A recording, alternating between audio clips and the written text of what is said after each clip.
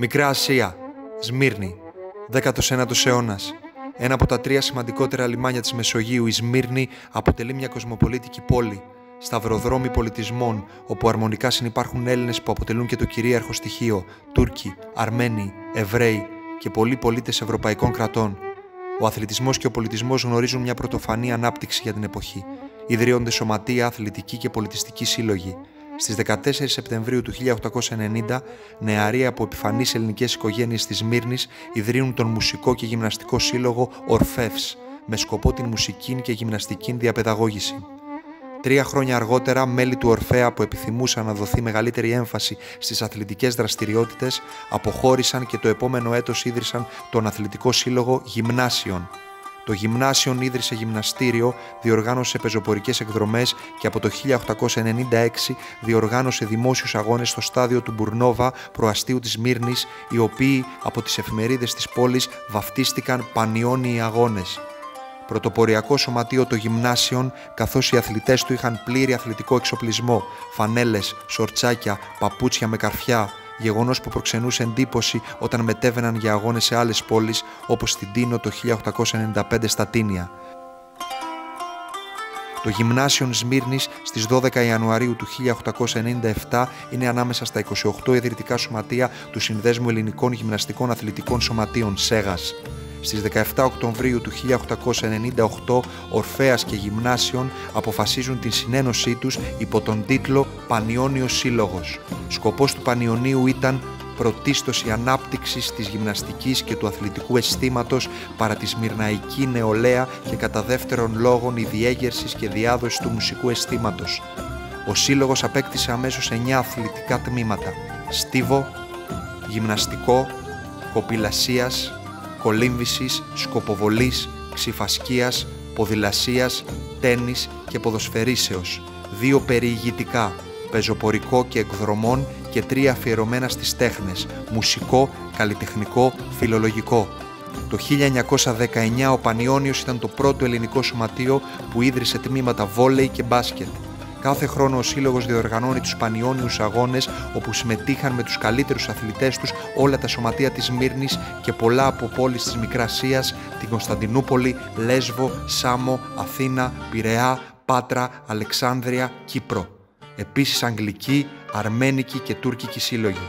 Το 1901 ο Πανιόνιος διοργάνωσε τους πρώτους σχολικούς αγώνες, οι οποίοι έκτοτε καθιερώθηκαν και τελούνταν κάθε χρόνο μεταξύ των σχολείων της Σμύρνης, συχνά ταυτόχρονα με τους Πανιόνιους Αγώνες. Μέχρι την καταστροφή της Σμύρνης και τον ξεριζωμό του, ο Πανιόνιος ήταν ο αδιαφιλονίκητος σημεοφόρος του αθλητικού ιδεώδους του μικρασιατικού ελληνισμού.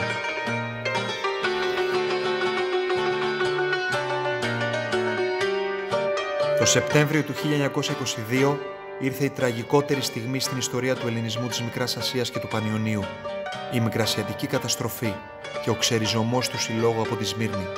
Ο τουρκικός στρατός εισβάλλει στη Σμύρνη και την παραδίδει στις φλόγες.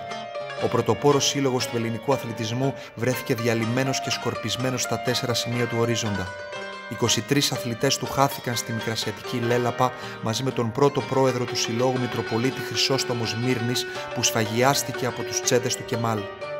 Οι Έλληνες της Σμύρνης βρίσκονται από τη μια στιγμή στην άλλη από πολίτες μιας πόλης κόσμημα της Μεσογείου, πένητες και ξεριζωμένοι, πρόσφυγες και ξένοι στη μητέρα πατρίδα, αντιμέτωποι με την πείνα, τη φτώχεια και πολλές φορές και με την καχυποψία και προκατάληψη των ντόπιων Ελλαδιτών. Τους έλεγαν με τα χειρότερα επίθετα, τουρκομερίτες, τουρκόσποροι, τους έλεγαν με τα πρόσφυγγες. Και όμως δεν ήταν έτσι. Ήτανε οι περισσότεροι αριστοκράτες, οι περισσότεροι ήτανε σπουδασμένοι. Ο Σύλλογος θα είχε διαλυθεί, όπως και τόσα άλλα μικρασιατικά σωματεία, αν δεν υπήρχε το πείσμα και η επιμονή του Προέδρου Δημητρού Δάλα. Ο Δάλας, μόλις πάτησε το πόδι του στην Αθήνα, άρχισε να αναζητά σε προσφυγικούς καταβλισμούς τα παιδιά του, τους αθλητές του Πανιωνίου. Κατάφερε να εντοπίσει γύρω στους 20, Καραμπάτη, Ρετέλα, Χαϊδεμένους, Καρακώστες και άλλους. Το γυμναστή Σοφοκλή Μάγνη, ο οποίος ανέλαβε την προγύμνασή τους αμυστή. Σύντομα ο Δάλλας συγκρότησε μια προσωρινή διοικούσα επιτροπή και εξασφάλισε στέγη για το σωματείο στα αποδυτήρια του Παναθηναϊκού Σταδίου. Μέσα σε 2 μόλις μήνες από την καταστροφή τελέστηκαν τα εγγένεια των γραφείων και συγκρότησε το πρώτο διοικητικό συμβούλιο στην προσφυγιά. Ο Πανιώνιος Σμύρνης ήταν ακόμα ζωντανός. Ο Δημήτρης Δάλλας μέχρι το 1926 δεν είχε σπίτι και κοιμόταν στο δωμάτιο του συλλόγου στο Στάδιο, απλώνοντας κάθε βράδυ ένα στρώμα πάνω στο ξύλινο γραφείο. Σε αναφορά από το βιβλίο για τα 75 χρόνια του Πανιωνίου, μαρτυρείται ότι ο Δάλλας από το γραφιάκι του Παναθηναϊκού Σταδίου είπε για πρώτη φορά την περίφημη φράση που συνοδεύει έκτοτε τον ιστορικό. «Ο Πανιώνιος αποτελεί ιδέα και οι ιδέες δεν πεθαίνουν ποτέ». Ο αγώνας του σύντομα απέδωσε καρπούς και ο Πανιώνιος βγαίνει δυναμικά στην αθλητική πρωτοπορία και πάλι. Το 1923 η ποδοσφαιρική ομάδα του Συλλόγου κάνει την παρθενική της εμφάνιση στο Πρωτάθλημα Αθηνών Πειραιώς εναντίον του Παναθηναϊκού. Το Σεπτέμβριο του 1923 διοργανώθηκαν πανηγυρικά οι 10οι Πανιώνιοι αγώνες στο κατάμεστο Παναθηναϊκό Στάδιο. Το Σεπτέμβριο του 1923 για πρώτη φορά 5 κορίτσια συμμετέχουν σε 2 αγωνίσματα στους εσωτερικούς αγώνες νέων του Πανιωνίου στο Παναθηναϊκό Στάδιο. Το 1924 ο Πανιώνιος στέλνει 3 αθλητές του στην Ολυμπιάδα του Παρισιού, τους Καραμπάτη, Αθανασιάδη και Σακελαρόπουλο. Το 1926 ο Πανιώνιος παίρνει μια ριζοσπαστική για την εποχή πρωτοβουλία. Για πρώτη φορά διεξάγεται δοκιμαστική αθλητική συνάντηση γυναικών σε στίβο, μπάσκετ και βόλεϊ. Οι γυναικοί αγώνες στίβου έγιναν με συμμετοχή 28 αθλητριών. Το 1928, έπειτα από εισήγηση του Δημητρού Δάλλα, ιδρύεται η πρώτη Τεχνική Επιτροπή Γυναικείου Αθλητισμού στο Σέγας, της οποίας αναλαμβάνει πρόεδρος. Είναι πλέον γεγονός. Ο Πανιώνιος επιβίωσε και άλλαξε την ιστορία του ελληνικού αθλητισμού. Το νέο σπίτι του Πανιωνίου το 1940 έμελε να γίνει πλέον η προσφυγογειτονιά της Νέας Σμύρνης, όπου απέκτησε επιτέλους δική του έδρα και δικό του γήπεδο. Είχε φτάσει πλέον η ώρα να ξαναφτιάξει νέα ποδοσφαιρική ομάδα.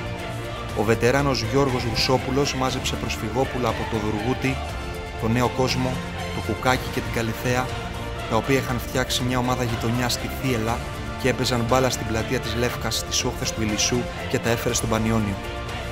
Οι έφηβοι του Ρουσόπουλου έγιναν άνδρες και άρχισαν να σημειώνουν νίκες τη μία μετά την άλλη στο Πρωτάθλημα Αθήνας και στο Κύπελλο Ελλάδος.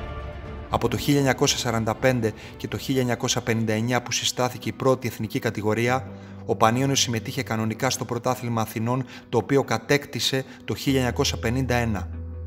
Την περίοδο 1959-1960, ο Πανιώνιος ήταν η μία από τις 4 αθηναϊκές ομάδες που συγκρότησαν τις 16 της Α εθνικής κατηγορίας. Η δεκαετία του 60 ήταν από τις πιο πετυχημένες του συλλόγου. Με λιγοστές εξαιρέσεις τερμάτισε σχεδόν πάντα στην πρώτη εξάδα του πρωταθλήματος και έφτασε 2 φορές στον τελικό του κυπέλου. Η δεκαετία του 70 ξεκίνησε με σημαντικές επιτυχίες και με προπονητή τον Άγγλο Τζον Μάλετ απέφερε τον πρώτο σημαντικό ποδοσφαιρικό τίτλο στο σωματείο. Το 1970-71 τερμάτισε στη 2η θέση στο πρωτάθλημα πίσω από την ΑΕΚ αλλά μπροστά από τον φιναλίστ του κυπέλου πρωταθλητριών Παναθηναϊκό. Το φθινόπωρο του 1971 συμμετείχε και κατέκτησε το Βαλκανικό κύπελο. Στον προκριματικό όμιλο απέκλεισε την τουρκική Αλτάι Σμύρνης σε μια ιστορική επιστροφή, καθώς αντιμετώπισε την τουρκική ομάδα στη γενέτειρα Σμύρνη και μάλιστα στο γήπεδό του, το οποίο άφησε όταν εγκατέλειψε τη Σμύρνη το 1922. Το επόμενο έτος, 1971-1972, είχε μια μεγάλη επιτυχία στο κύπελο UEFA. Στον πρώτο γύρο απέκλεισε την πανίσχυρη Ισπανική Ατλέτικο Μαδρίτης με γκολ του Λάγου Ιντζόγλου. Τη σπουδαία ομάδα εκείνης της περίοδου, της καλύτερης της ιστορίας του όπως παραδέχονται οι περισσότεροι, συγκροτούσαν οι παίχτες Φίλης, Χριστοδούλου, Σκρέκης, Τόλης Τσιρογιάννης, Θεοφιλόπουλος, Βασίλης Μωραϊτέλης, Στάθης Χάιτας, Θανάσης Ιντζόγλου, Μπάμπης Ιντζόγλου, Γιώργος Δέδες, Θωμάς Μαύρος, Αλέκος Παπασίκας, Γιάννης Κυριαζής, Κώστας Λαγός και Γιώργος Πυρόπουλος.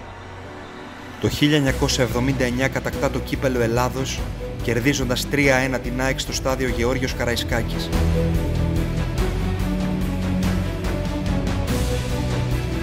Το 1991 η μεγάλη μπασκετική σχολή που δημιούργησε τα προηγούμενα χρόνια ο Ανδρέας Βαρίκας, με ομάδα που απαρτιζόταν κυρίως από δικά του παιδιά, κατακτάει το κύπελο Ελλάδας στο μπάσκετ στο στάδιο Ειρήνης και Φιλίας απέναντι στον ΠΑΟΚ. Ο μπασκετικός Πανιώνιος με αρχηγό το Φάνη Χριστοδούλου θα καταπλήξει όλα τα επόμενα χρόνια τη φίλαθλη Ελλάδα με τεράστιες επιτυχίες και στις ευρωπαϊκές διοργανώσεις. Το 1998 έρχεται ο δεύτερος ποδοσφαιρικός τίτλος. Ο Πανιώνιος και πάλι στο στάδιο Γεώργιος Καραϊσκάκης φτάνει στην κατάκτηση του κυπέλου Ελλάδος, επικρατώντας τον τελικό του Παναθηναϊκού με 1-0. Εν γέννη τροφοδότης του ελληνικού ποδοσφαίρου, έχει αναδείξει τους μεγαλύτερους σκόρερ όλων των εποχών: Νεστορίδης, Μαύρος, Δέδες, Αναστόπουλος, Σαραβάκος.